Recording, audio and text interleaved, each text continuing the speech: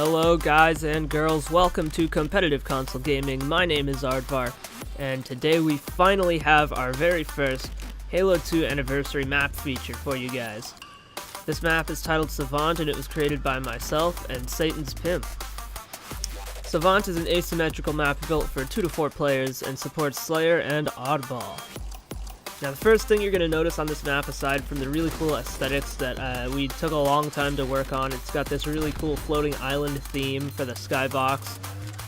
But other than that, the gameplay, there's a huge focus on the outer edges of the map, which is sort of in contrast to some of my older like Halo 4 maps.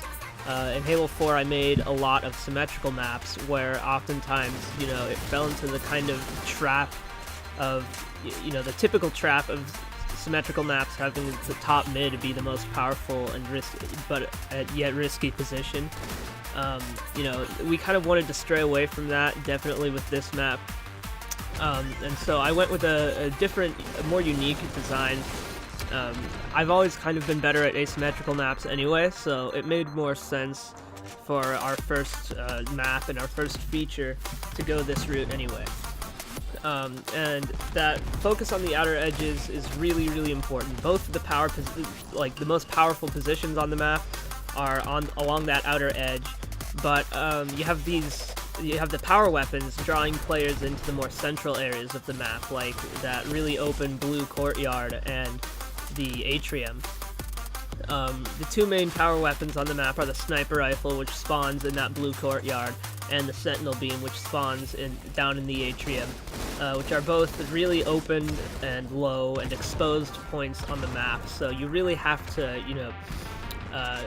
risk death basically to get these weapons. They're on really risky parts of the map, so that's an obvious balancing method there for the power weapons. And I really like that combination of the power weapons, the sniper rifle and the sentinel beam. The sentinel beam got a buff in Halo 2 Anniversary. It's a little stronger in Anniversary than it was in the original Halo 2, and it's really, really powerful in this game. It's really fun to use too. It's unique.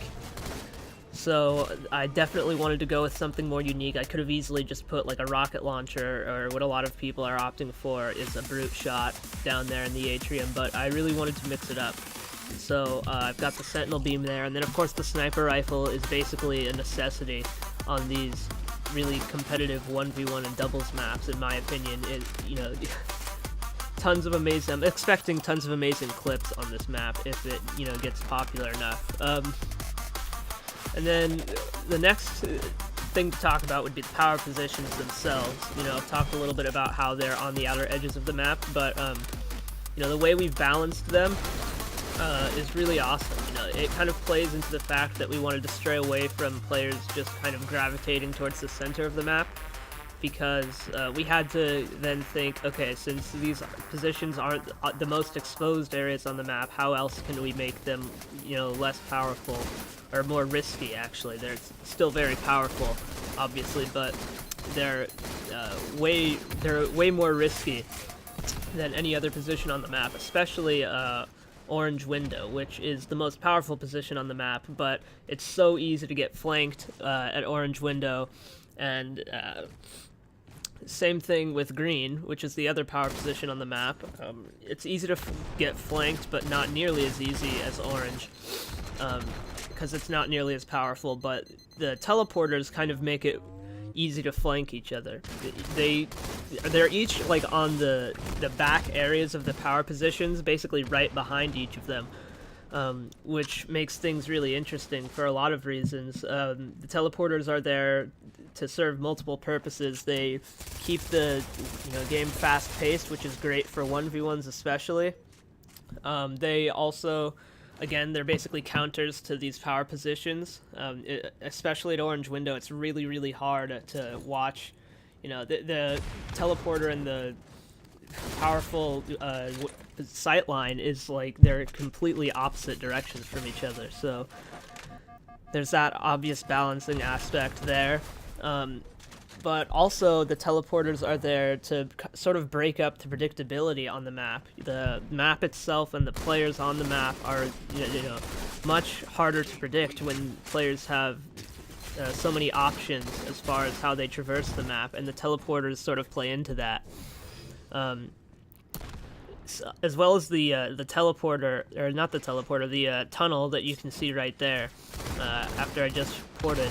That tunnel wasn't there in the original design. You know, it was like just kind of a blocky metal wall there, and I changed it later on because that corner right there was especially predictable. You know, going around that corner into the blue courtyard, it was too easy to predict that. So, you know, we decided to give players another option. It's, you know, it's a little more of a risky option, because once you're going into the tunnel and into the blue courtyard, you can't see anyone, and you don't know, you know, what you're jumping into, basically. And it works the same way going up as well. And that's just one example of how this map has evolved over time from the original design, which it's great itself, but, you know, it's, as all maps do, it's sort of evolved into something even better. And these teleporters, you know, they play into that as well. They were, throughout most of the testing phase, they were literally just teleporters on teleporter frames. We knew we wanted to do like a different design, but we had no idea, you know, what we were going to do until we actually went in and designed them. And I think they came out really great. They sort of fit with the rest of the map really well. And so I had a ton of fun making this map. I hope you guys, you know, give it a download, check it out.